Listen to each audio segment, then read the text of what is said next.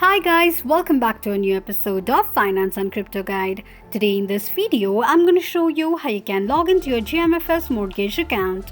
Keep watching the video till the end. To log into your GMFS Mortgage account, firstly go ahead and launch open any web browser of your preference. On the search box at the top, type in gmfsmortgage.com and make a search. The official page of GMFS Mortgage account will appear on the screen. Click on Login option. On the next page, tap on Login once again at the top right corner of the page. You will end up on the login page of GMFS Mortgage account.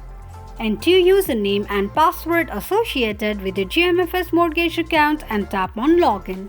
In case if you don't remember your username or password, click on the link that says Forgot your username or Forgot your password option. This is how you can log into your GMFS Mortgage account quickly and easily just in few steps. If you have any thoughts or queries, let us know in the comments section.